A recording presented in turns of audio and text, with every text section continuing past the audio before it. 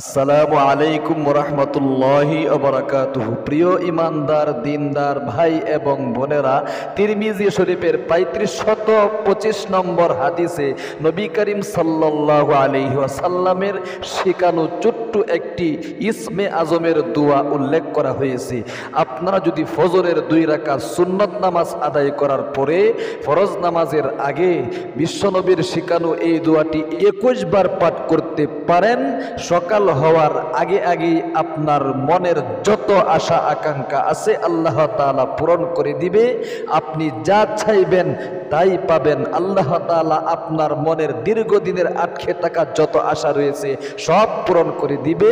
আপনারা যারা অনেক অভাব অনটনে ভুগছেন, অনেক দিন ধরে ইনকাম করছেন, ইনকামের মধ্যে কোনো ধরনের বরকত পাচ্ছেন না, দিন দিন গরিব হয়ে যাচ্ছেন, ফকির হয়ে যাচ্ছেন, দরিদ্রতা আপনাকে গ্রাস করে নিচ্ছে, ঋণ পরিশোধ করতে পারতেছেন না, আপনাদেরকে আমি অনুরোধ করে বলবো আজকের এই ভিডিওটা একদম শুরু থেকে শেষ পর্যন্ত মনোযোগ সহকারে দেখুন এবং আমলটা শিখুন। জন্য আসুন আমি নিয়ম কারণটা বলে দিচ্ছি। এর আগে নবী করিম সাল্লাল্লাহু আলাইহি ওয়াসাল্লাম এই তিরমিজি শরীফের 3525 নম্বর হাদিসের মধ্যে যে ইসমে আজমের দোয়াটা উল্লেখ করা হয়েছে, এই দোয়ার ব্যাপারে কিছু আলোচনা আমি আপনাদেরকে শোনাতে চাই। যে আলোচনাটা এই তিরমিজি শরীফেরই 3544 নম্বর হাদিসে নবী করিম সাল্লাল্লাহু আলাইহি ওয়াসাল্লামের একটি কথা উল্লেখ করা হয়েছে। নবী করিম সাল্লাল্লাহু আলাইহি ওয়াসাল্লাম একদিন মসজিদে নববীর মধ্যে বসা ছিলেন। উনার সাথে হযরত আনাস রাদিয়াল্লাহু তাআলা আনহু বসা ছিলেন। হযরত আনাস রাদিয়াল্লাহু তাআলা আনহু কিন্তু হাদিসটা বর্ণনা করিতেছেন। আনাস রাদিয়াল্লাহু তাআলা আনহু বলেন, আমি নবীজির সাথে বসা ছিলাম, তখন নবী করিম সাল্লাল্লাহু আলাইহি ওয়াসাল্লামের এক সাহাবী মসজিদে এসে এক কোনায় বসে এই দোয়ার আমল করিতেছিল। এই দোয়ার আমল করা শেষ হলে বিশ্বনবী তাকে ডেকে এনে বললেন, আজকে তুমি যে দোয়ার আমলটা করেছো আল্লাহ তাআলার নিকট এই দোয়াটা এত প্রিয় যে এই দোয়াটা হলো ইসমে আজম।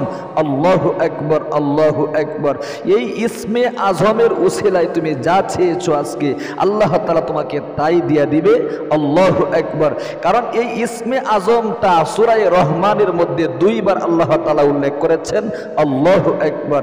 এত পাওয়ারফুল এই ইসমে আজবি করিম সাল্লাল্লাহু আলাইহি ওয়াসাল্লাম বলেছেন, যত বেশি পারো পাঠ করো। আপনাকে বেশি পাঠ করতে হবে না, ইখলাসের সাথে খুলুসিয়াতের সাথে চোখ বন্ধ করে আপনি মাত্র 21 বার এই নিয়মে পাঠ করবেন। আল্লাহ তাআলা আপনার রিজিকের দরওয়াজা খুলে দিবে। কোনো ধরনের অভাব অনটন দুঃখ কষ্ট পেরেশানি আপনার পরিবার সংসারে থাকবে না। আল্লাহ তাআলা দিন দিন আপনাকে উন্নতি দান করবে, সমস্ত ঋণ পরিশোধ করার ব্যবস্থা করে দিবেন। আল্লাহু আকবার। এই জন্য আসুন আমি নিয়ম কারণটা বলে দিচ্ছি। সর্বপ্রথম আপনি ফজরের নামাজের আজান যখন হয়ে যায়, সুবহের আজান, তখন অবশ্যই আপনাকে তাড়াতাড়ি ঘুম থেকে উঠে ওযু কানায় চলে যেতে হবে। এই সুন্নত তরিকায় একদম প্রত্যেকটা অঙ্গ প্রত্যঙ্গ 3 বার দৌত করবেন। ওযু শুরুতে কিন্তু আপনি একবার বিসমিল্লাহির রহমানির রহিম এই শব্দটা বলে ওযুটা শুরু করবেন। তাহলে ওযুটা সুন্নত তরিকায় যখন হয়ে যাবে তখন আপনি একবার আকাশের দিকে তাকিয়ে কালিমায়ে শাহাদাতটা একদম মনের গভীর থেকে এরকমে পাঠ করে নিয়েন।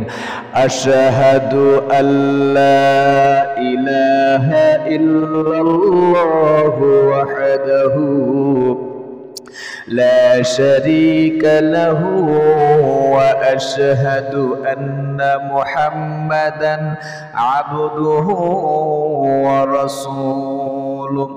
কালিমায়ে শাহাদাতটা একবার পাঠ করার পরে আপনি সর্বপ্রথম ফজরের 2 রাকাত সুন্নত নামাজ আদায় করবেন। ফজরের 2 রাকাত সুন্নত নামাজ আদায় করার পরে আপনি নির্দিষ্ট জায়গার মধ্যে বসে একদম ধ্যান খেয়ালের সাথে আল্লাহ তাআলার দিকে মুতাওয়াজ্জহ হতে হবে।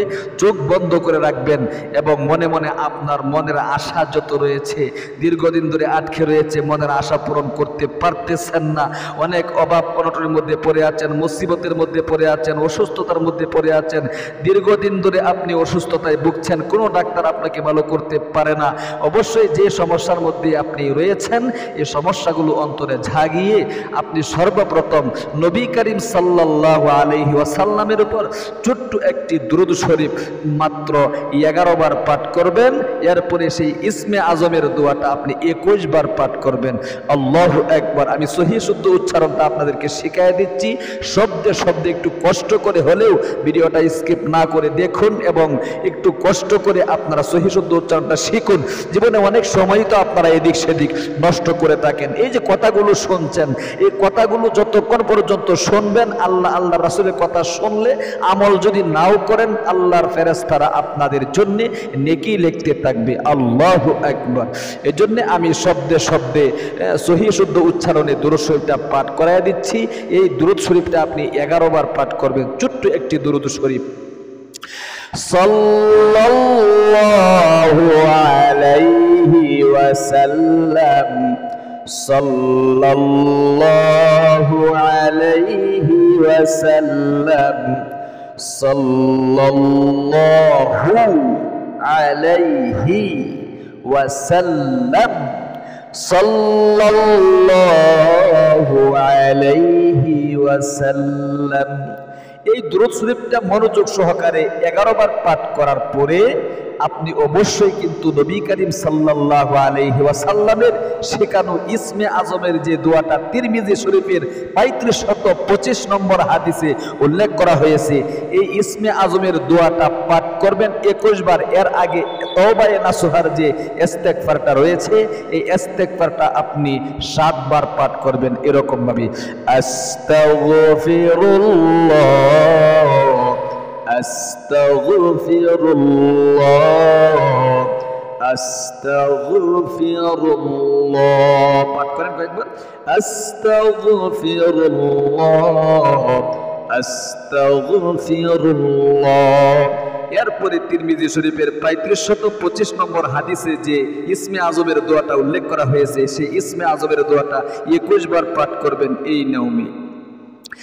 এরকম ভাবে আমার সাথে সাথে পাঠ করুন। ইয়া যাল জালালি ওয়াল ইকরাম, ইয়া যাল জালালি ওয়াল ইকরাম।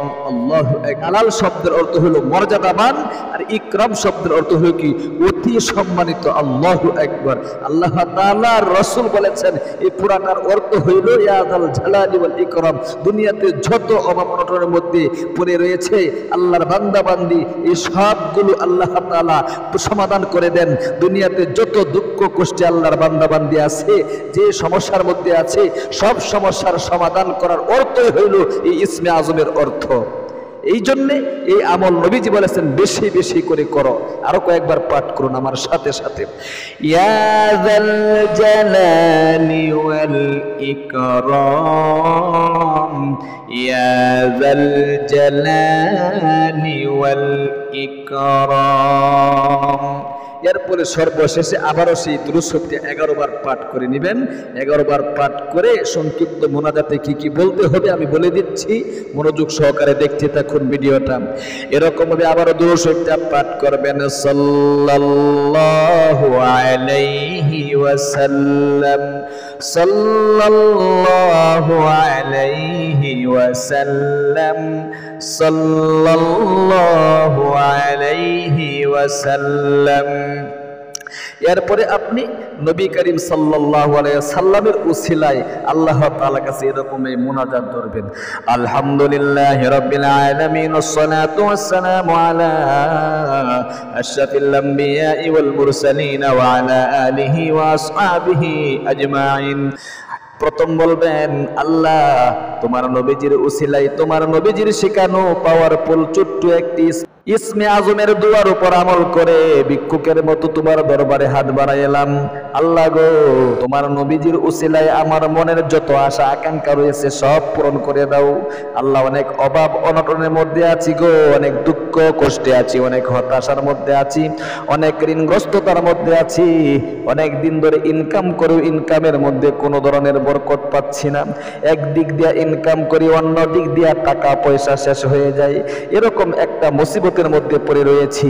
এরকম ভাবে আপনার যত আশা আকাঙ্ক্ষা আছে একটা একটা করে আল্লাহ তাআলার কাছে বলতে হবে। আপনি অনেক ঋণের বোঝা মাথায় নিয়ে গুড়গুড় করছেন, বলবেন। অনেকের স্বামী স্ত্রী মিল নেই, মোহাব্বত নেই, অনেকের সন্তান সন্ততি কথা শোনে না, অনেকের সন্তান হয় না। আপনি এই ইসমে আজমের আমল করেন, আপনি মনের মধ্যে যেটা রেখে আমল করবেন সেটাই আল্লাহ তাআলা কবুল করবে। সর্বশেষে আখিরি তামান্না ওয়াজআল কালিমাতুনা ইনদাল মাউতি লা ইলাহা ইল্লাল্লাহু মুহাম্মাদুর রাসূলুল্লাহ সাল্লাল্লাহু আলাইহি ওয়াসাল্লাম। তাহলে প্রিয় দিনী ভাই এবং বোন, কষ্ট করে হলেও ফজরের 2 রাকাত সুন্নত নামাজ আদায় করার পরে ফরজ নামাজের আগে আমলটা করবেন। আগে ভাগে উঠে আল্লাহ তুমি তোমার বান্দা বান্দীদেরকে অবশ্যই আমলটা করার তৌফিক দান করো, আমিন। যারা ভিডিওটা দেখেছেন একটা লাইক দিবেন এবং একটা কমেন্ট করবেন। অবশ্যই আমাদের ইসলামিক এই চ্যানেল থেকে আরো এরকম গুরুত্বপূর্ণ ভিডিও দেখতে চ্যানেলটাকে সাবস্ক্রাইব করে পাশে থাকা বেল আইকনটা অন করে রাখবেন। ভালো থাকবেন, সুস্থ থাকবেন। আসসালামু আলাইকুম ওয়া রাহমাতুল্লাহি ওয়া বারাকাতুহু।